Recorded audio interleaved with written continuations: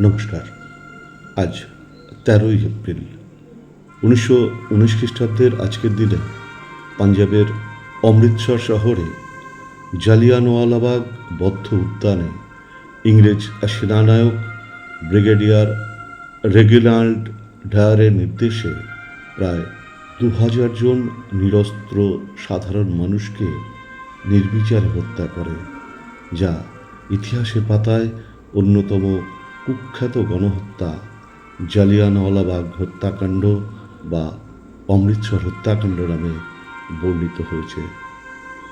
প্রথম বিশ্বযুদ্ধে ইংরেজ সরকার প্রতিশ্রুতি দেয় ভারতীয় সেনাবাহিনী যুদ্ধে অংশগ্রহণ করলে পরাধীন দেশগুলোকে স্বায়ত্তশাসন প্রদান করবে। এই প্রতিশ্রুতি বিশ্বাস রেখে ভারতের স্বাধীনতা আন্দোলনের অগ্রদূত মহাত্মা গান্ধী সহ অনেকেই যুদ্ধে অংশগ্রহণ করেন এবং ভারতবাসীকে যুদ্ধে উৎসাহিত করেন। ভারতীয় সেনাবাহিনী যুদ্ধ করে এবং জার্মান ইংল্যান্ডের কাছে পরাস্ত হয়। ১৯১৮ খ্রিস্টাব্দের ১১ই নভেম্বর যুদ্ধ শেষ হয়, কিন্তু বর্বর ইংরেজ সরকার তাদের নীতির কোনো পরিবর্তন করেনি, বরং দেশ জুড়ে অর্থনৈতিক মন্দা এবং দুর্ভিক্ষ তৈরি করা হয়। ইনফ্লুয়েঞ্জা মহামারীতে ১ কোটিরও বেশি মানুষ মৃত্যুমুখে হাজির হয়।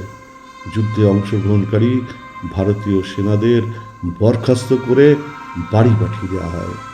ফলে ভারতবাসীর মনে সন্দেহের দানা বাঁধে, সন্দেহ থেকে ক্ষোভ সৃষ্টি হয় এবং ইংরেজের বিরুদ্ধে মনোভাব সূচনা ঘটে। ইংরেজ সরকার মন্টেগু চেমসফোর্ড শাসন সংস্কার আইন করে ভারতবাসীকে শান্ত করার চেষ্টা করে, আবার একই সাথে রাওলাট আইন করে কঠোর হাতে বিক্ষোভ দমনের নির্যাতনমূলক আইন ভারতবাসীর উপর চাপিয়ে দেয়।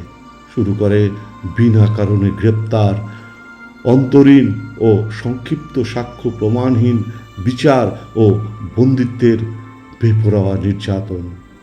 মহাত্মা গান্ধী অহিংস এবং সত্যাগ্রহ ও রক্তপাতহীন আন্দোলনের মাধ্যমে প্রতিবাদের পদক্ষেপ গ্রহণ করেন।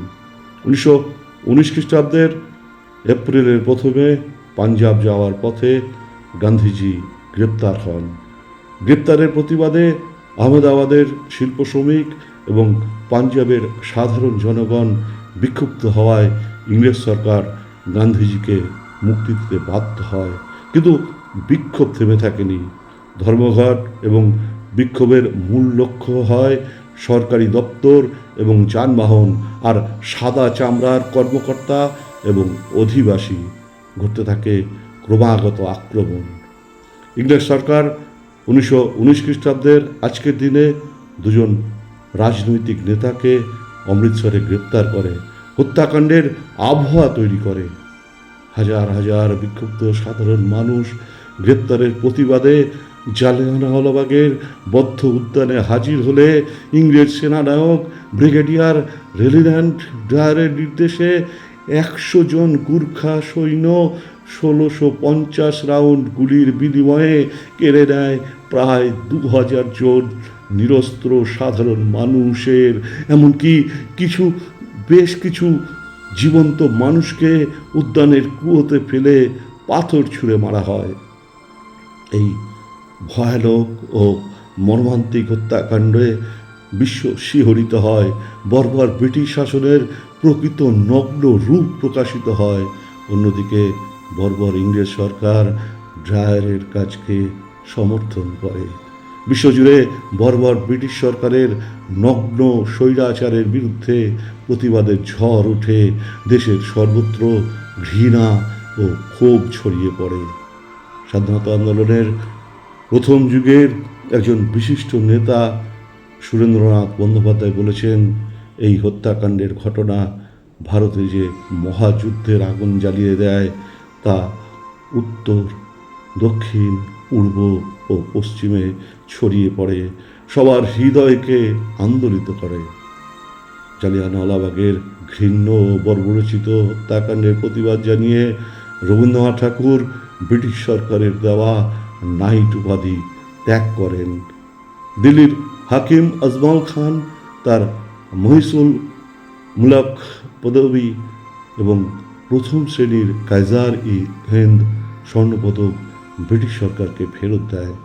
ভারতীয় জাতীয় কংগ্রেস এই ঘটনাকে তীব্র নিন্দা করে।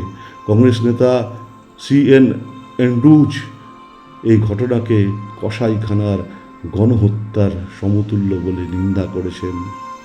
আজকের দিনে জালিয়ানওয়ালাবাগ হত্যাকাণ্ডে মৃত্যুবরণকারী সহ ব্রিটিশ ভারতের স্বাধীনতা আন্দোলনের সকল শহীদকে জানাই বিনম্র শ্রদ্ধা এবং প্রণাম।